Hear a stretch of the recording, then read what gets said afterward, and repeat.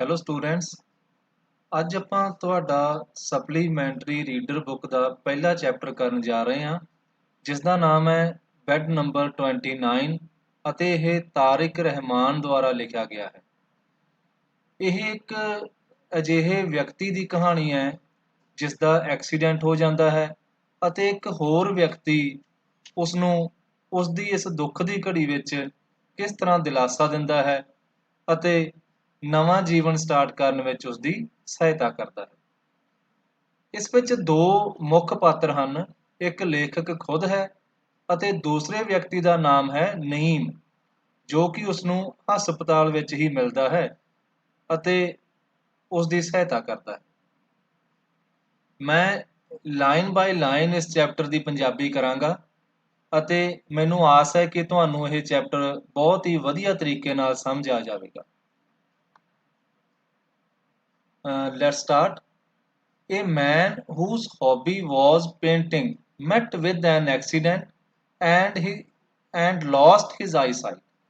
ਇੱਕ ਆਦਮੀ ਜਿਸ ਦੀ hobby painting ਸੀ, ਇਹ ਬੇਟਾ ਲੇਖਕ ਬਾਰੇ ਹੀ ਗੱਲ ਕੀਤੀ ਜਾ ਰਹੀ ਹੈ ਜਿਸ ਦਾ ਐਕਸੀਡੈਂਟ ਹੋਇਆ ਸੀ। ਉਸ ਦੀ ਹੌਬੀ ਕੀ ਸੀ, ਰੁਚੀ ਕੀ ਸੀ? ਉਸ ਦੀ ਪੇਂਟਿੰਗ।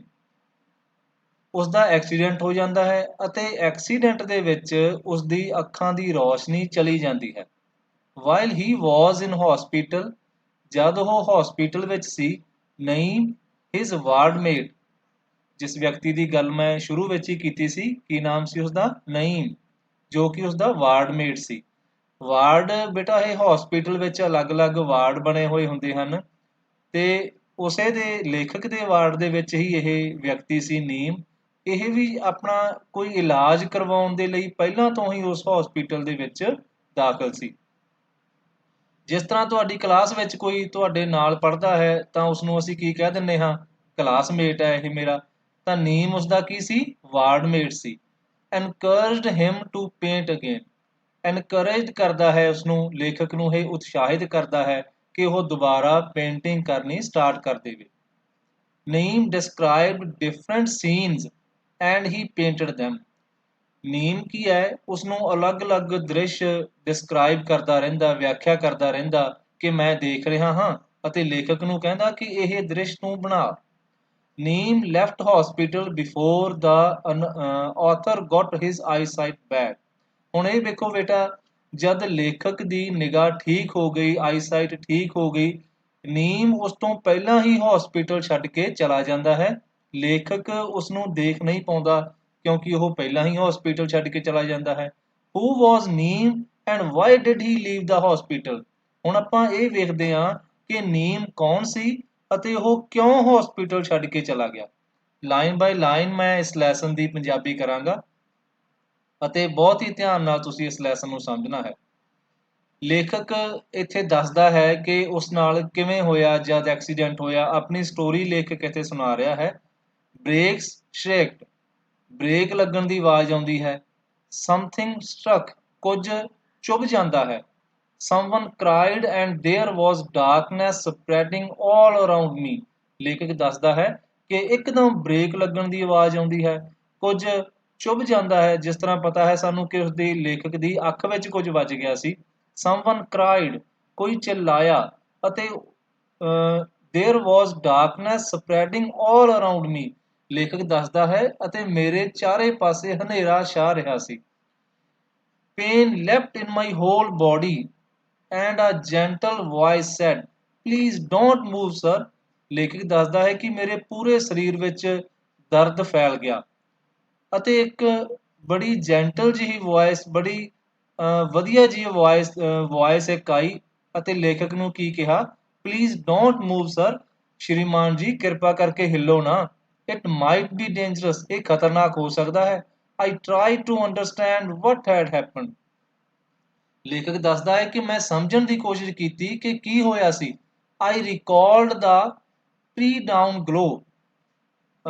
ਇੱਥੇ ਕੀ ਕਹਿ ਰਿਹਾ ਹੈ ਲੇਖਕ ਕਿ ਮੇਰੇ ਦਿਮਾਗ ਵਿੱਚ ਇੱਕ ਪੁਰਾਣਾ ਜਿਹਾ ਦ੍ਰਿਸ਼ ਆ ਜਾਂਦਾ ਹੈ, ਮੈਂ ਯਾਦ ਕਰਦਾ ਹਾਂ, ਰੀਕਾਲਡ ਕਰਦਾ ਹਾਂ। ਸਵੇਰ ਤੋਂ ਪਹਿਲਾਂ ਦੀ ਇੱਕ ਚਮਕ, ਸੂਰਜ ਨਿਕਲਣ ਤੋਂ ਪਹਿਲਾਂ ਥੋੜ੍ਹੀ ਜਿਹੀ ਚਮਕ ਜੋ ਆਕਾਸ਼ ਵਿੱਚ ਆ ਜਾਂਦੀ ਹੈ, ਉਹ ਮੇਰੇ ਮਾਈਂਡ ਵਿੱਚ ਆਉਣੀ ਸ਼ੁਰੂ ਹੋ ਜਾਂਦੀ ਹੈ।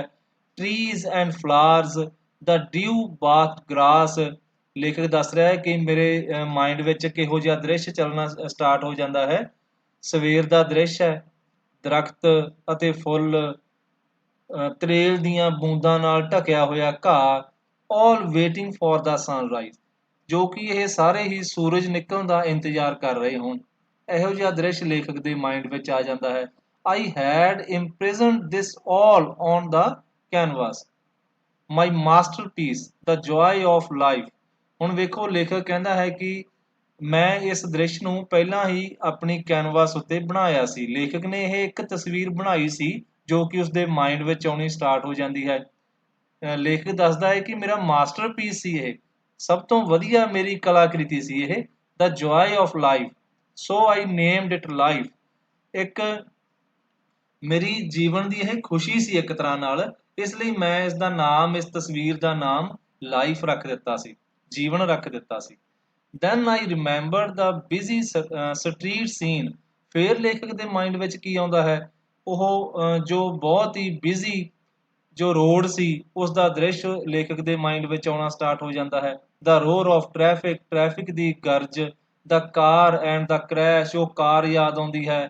ਕ੍ਰੈਸ਼, ਉਹ ਇੱਕ ਜੋ ਐਕਸੀਡੈਂਟ ਉਸਦਾ ਹੋ ਜਾਂਦਾ ਹੈ, ਉਹ ਯਾਦ ਆਉਂਦਾ ਹੈ। My hand touched the bandage on my eyes. ਫਿਰ ਲੇਖਕ ਦਾ ਹੱਥ ਜੋ ਅੱਖਾਂ ਉੱਪਰ ਉਸਦੇ ਪੱਟੀਆਂ ਹੁਣ ਤੱਕ ਬੰਨ੍ਹ ਦਿੱਤੀਆਂ ਗਈਆਂ ਸਨ ਉਹਨਾਂ ਨੂੰ ਛੂੰਹਦਾ ਹੈ।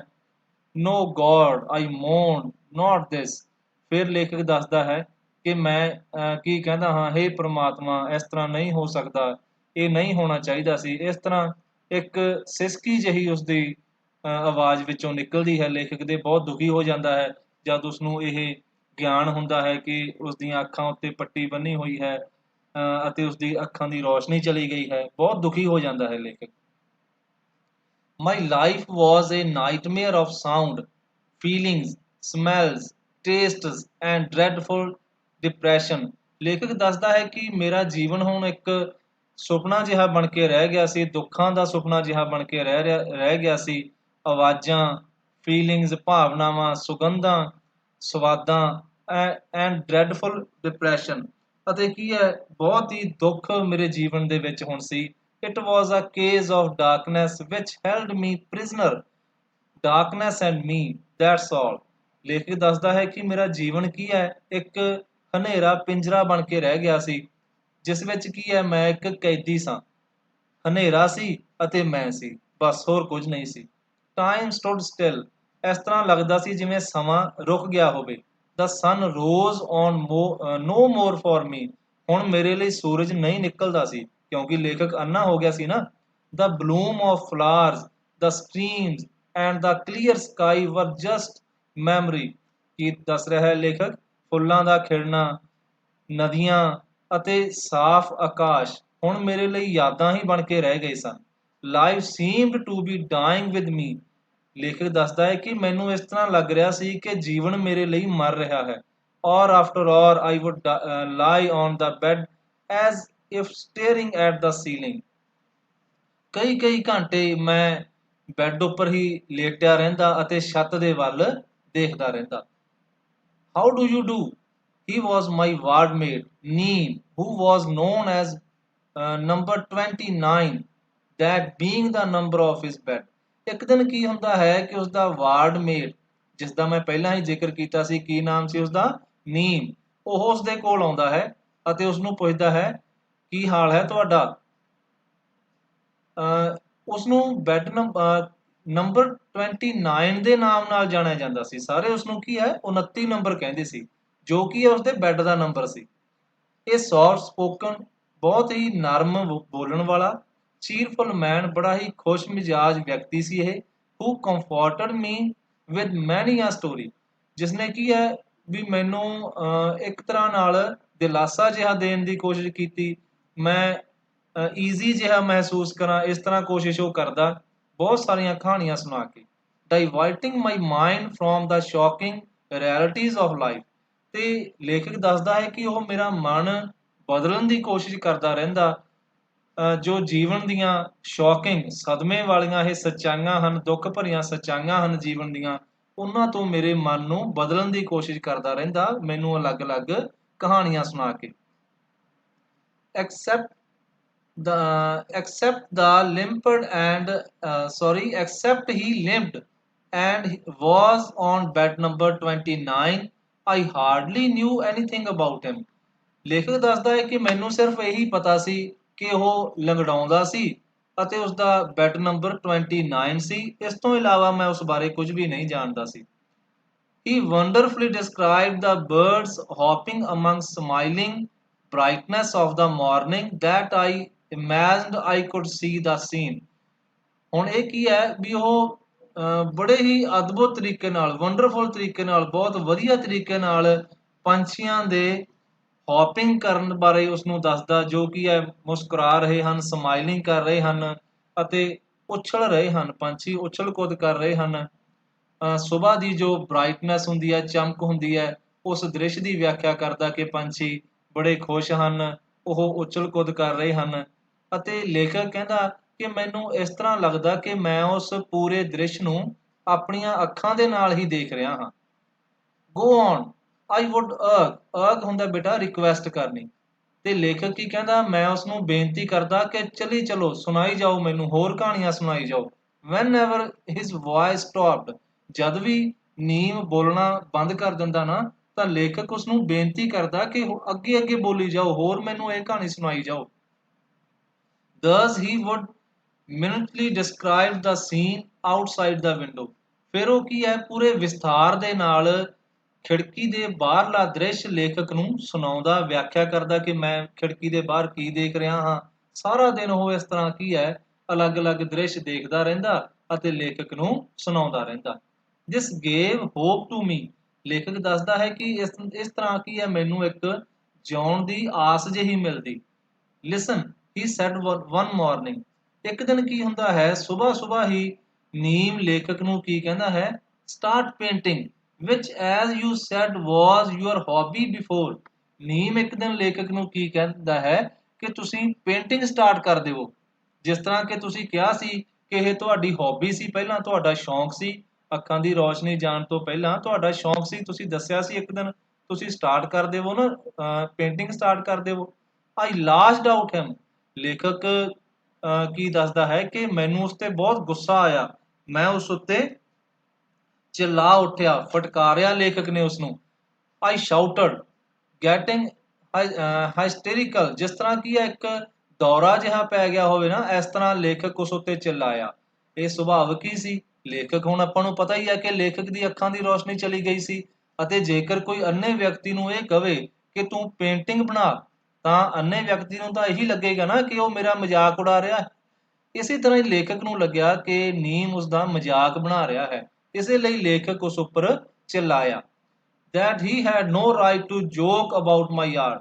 ਲੇਖਕ ਦੱਸਦਾ ਹੈ ਕਿ ਮੈਂ ਉਸ ਉੱਤੇ ਚਿल्लाया ਕਿ ਉਸਨੂੰ ਮੇਰੇ ਆਰਟ ਦੀ, ਮੇਰੀ ਕਲਾ ਦਾ ਮਜ਼ਾਕ ਉਡਾਉਣ ਦਾ ਕੋਈ ਹੱਕ ਨਹੀਂ ਹੈ। he limped away to his bed। ਅਤੇ ਉਹ ਲੰਗੜਾਉਂਦਾ ਹੋਇਆ ਆਪਣੇ ਬੈੱਡ ਉੱਪਰ ਚਲਾ ਗਿਆ। Days passed। ਕਈ ਦਿਨ ਬੀਤ ਗਏ। Then one day I asked him if he had been moved by anything। ਕਈ ਦਿਨ ਜਦ ਬੀਤ ਗਏ, ਲੇਖਕ ਦੱਸਦਾ ਹੈ ਕਿ ਮੈਂ ਉਸ ਤੋਂ ਪੁੱਛਿਆ ਕਿ ਉਹ ਕਿਸੇ ਚੀਜ਼ ਤੋਂ, ਕਿਸੇ ਦ੍ਰਿਸ਼ ਤੋਂ ਪ੍ਰਭਾਵਿਤ ਹੋਇਆ ਸੀ, ਕਿ ਉਸਨੇ ਲੇਖਕ ਨੂੰ ਕਹਿ ਦਿੱਤਾ ਸੀ ਕਿ ਪੇਂਟਿੰਗ ਮੈਂ ਉਸਦੀ ਬਣਾਵਾਂ। Yes, he began slowly। ਹੁਣ ਕੀ ਹੈ, ਨੀਮ ਉਸਨੂੰ ਦੱਸਦਾ ਹੈ ਕਿ ਹਾਂ, ਮੈਂ ਕਿਸੇ ਦ੍ਰਿਸ਼ ਤੋਂ ਹੀ ਪ੍ਰਭਾਵਿਤ ਹੋਇਆ ਸੀ। ਵੈਲ ਮੈਨੀ ਥਿੰਗਸ। ਬਹੁਤ ਸਾਰੀਆਂ ਚੀਜ਼ਾਂ ਇਹੋ ਜਿਹੀਆਂ ਹਨ ਜਿਨ੍ਹਾਂ ਤੋਂ ਮੈਂ ਪ੍ਰਭਾਵਿਤ ਹੋਇਆ ਹਾਂ। ਹੀ ਸਡਨਲੀ ਬ੍ਰਾਈਟਨ। ਉਹ ਅਚਾਨਕ ਕੀ ਹੈ, ਜਿਸ ਤਰ੍ਹਾਂ ਕਿ ਉਸ ਦੀ ਆਵਾਜ਼ ਵਿੱਚ ਜੋਸ਼ ਆ ਗਿਆ ਹੋਵੇ, ਨੀਮ ਦੀ ਆਵਾਜ਼ ਵਿੱਚ ਜੋਸ਼ ਆ ਗਿਆ ਅਤੇ ਉਸਨੂੰ ਦੱਸਦਾ ਹੈ ਹਾਂ ਬਹੁਤ ਸਾਰੇ ਇਹੋ ਜਿਹੇ ਦ੍ਰਿਸ਼ ਹਨ ਕਿ ਜਿਨ੍ਹਾਂ ਤੋਂ ਮੈਂ ਪ੍ਰਭਾਵਿਤ ਹੋਇਆ, ਇਸੇ ਲਈ ਤਾਂ ਮੈਂ ਤੁਹਾਨੂੰ ਕਿਹਾ ਸੀ ਕਿ ਪੇਂਟਿੰਗ ਦੁਬਾਰਾ ਸਟਾਰਟ ਕਰ ਦਿਓ। ਯੈਸ, ਵਨਸ ਆਈ ਵਾਕਡ ਬਾਈ ਆ ਫਾਰਮ ਹਾਊਸ। ਨੀਮ ਉਸਨੂੰ ਦੱਸਦਾ ਹੈ ਕਿ ਇੱਕ ਦਿਨ ਮੈਂ ਇੱਕ ਫਾਰਮ ਹਾਊਸ ਦੇ ਕੋਲ ਦੀ ਲੰਘਿਆ ਜਾ ਰਿਹਾ ਸੀ on a golden October evening. ਅਕਤੂਬਰ ਮਹੀਨੇ ਦੀ ਇਹ ਕੀ ਹੈ, ਇੱਕ ਗੋਲਡਨ ਇਵਨਿੰਗ ਸੀ। And I saw a ਹੇਸਟੈਕ। ਅਤੇ ਮੈਂ ਕੀ ਵੇਖਿਆ, ਇੱਕ ਸੁੱਕੀ ਘਾਹ ਦਾ ਢੇਰ ਵੇਖਿਆ। It was note straw. ਇਹ ਸੁੱਕੀ ਹੋਈ ਨਹੀਂ ਸੀ, ਇਹ ਆਪਾਂ ਕਹਿ ਦਈਏ ਨਾ ਕਿ ਭੂਰੀ ਜਿਹੀ ਹੋਈ ਵੀ ਨਹੀਂ ਸੀ। It was pure gold. ਇਹ ਤਾਂ ਸ਼ੁੱਧ ਸੋਨਾ ਸੀ। ਹੁਣ ਇਹ ਵੇਖੋ ਨੀਮ ਇੱਕ ਕੀ ਹੈ, ਕਿਸ ਤਰ੍ਹਾਂ ਦ੍ਰਿਸ਼ ਵਿਆਖਿਆ ਕਰ ਰਿਹਾ ਹੈ। ਉਸਨੂੰ ਉਹ ਘਾਹ ਸੁੱਕੀ ਨਹੀਂ ਲੱਗ ਰਹੀ ਸੀ। ਕੀ ਕਹਿ ਰਿਹਾ ਨੀਮ, ਉਹ ਤਾਂ ਸ਼ੁੱਧ ਸੋਨਾ ਸੀ। All around the world was ablaze with colors। ਸਾਰਾ ਸੰਸਾਰ ਕੀ ਹੈ, ਪੂਰੀ ਤਰ੍ਹਾਂ ਭਰਿਆ ਹੋਇਆ ਸੀ ਕਲਰਸ ਦੇ ਨਾਲ, ਰੰਗ ਹੀ ਰੰਗ ਸਨ। ਕਲਰਡ ਲੀਵਸ ਸਨ, ਰੰਗਦਾਰ ਪੱਤੇ, ਵਾਈਟ ਡਕਸ, ਸਫੇਦ ਬੱਤਕਾਂ, basking in the last golden rays of the sun, ਜੋ ਕੀ ਹੈ ਧੁੱਪ ਸੇਕ ਰਹੀਆਂ ਸਨ।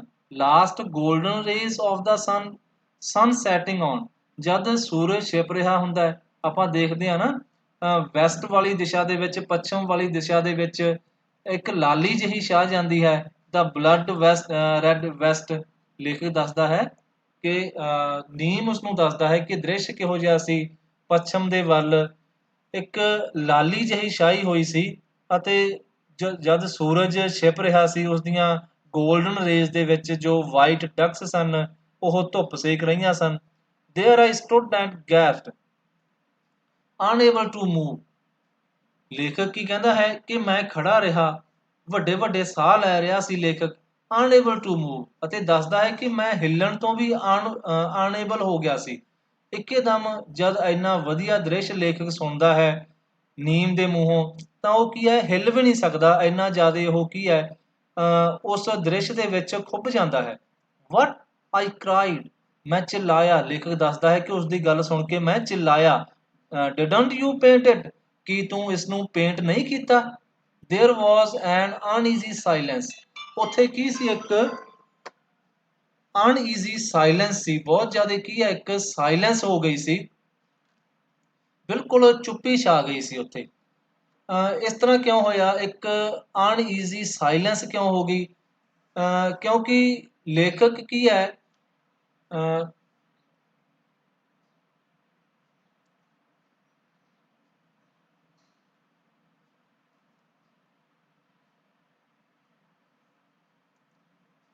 sorry, there was an uneasy silence which embarrassed me for having asked such a question।